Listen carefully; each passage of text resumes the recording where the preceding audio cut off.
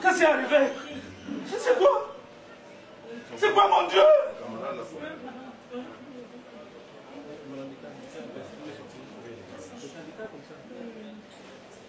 Mais qu'est-ce que je vois là?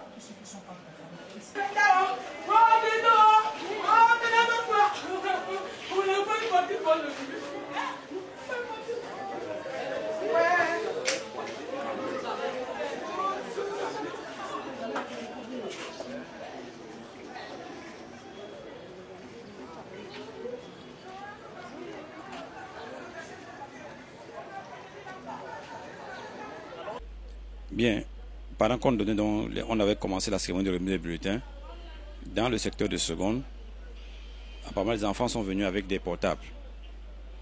Maintenant, il y a d'autres enfants qui étaient déjà exclus du lycée, donc les 3 suspects qui ont été pris, 2 sont des exclus du lycée, et 1 est encore en classe, en seconde allemand chez nous. Alors ils allaient devant les camarades, taxés, comme on dit, bien agressifs pour acheter leur téléphone. C'est donc pendant ces risques-là, donc, ils avaient un parmi avec le poignard, je ne sais pas encore qui passait, les enquêtes qui vont déterminer qui permet exactement le poignard. Ils ont donc commencé à blesser les camarades pour acheter leur téléphone. Malheureusement, ils ont mal blessé l'autre qui est passé de Devy à Trépas. Oui, ce matin, quand je sortais pour aller faire le sport, l'enfant était en train de s'apprêter pour aller prendre son bulletin. C'est tout à l'heure que j'entends qu'on a poignardé l'enfant. Il y a un de sa camarade de classe qui allait à la maison informer la ménagère qu'on a poignardé Bérus. Et la ménagère a appelé la dame. Ensuite, la dame m'a appelé. J'étais loin vers Bekoko.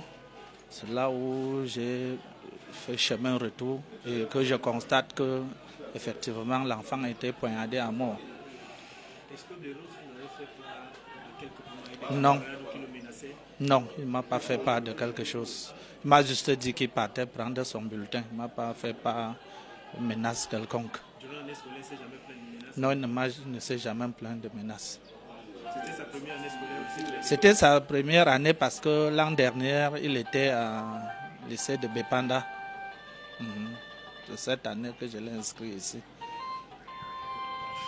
Bon, il faut dire que quand j'étais dans mon bureau, quand j'ai suivi comme une espèce de vacarme impressionnant, et je suis sorti, j'ai vu la cour de l'hôpital qui était envahie par les élèves du lycée bilingue.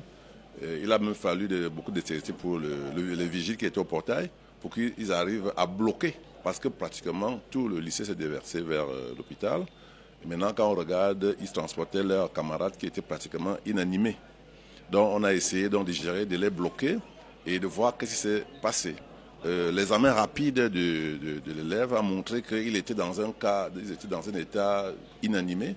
Il était pâle, les conjonctives étaient réactives. Il avait une blessure, une plaie ouverte par arme blanche, juste sur le mamelon gauche, exactement à côté de la pointe du cœur.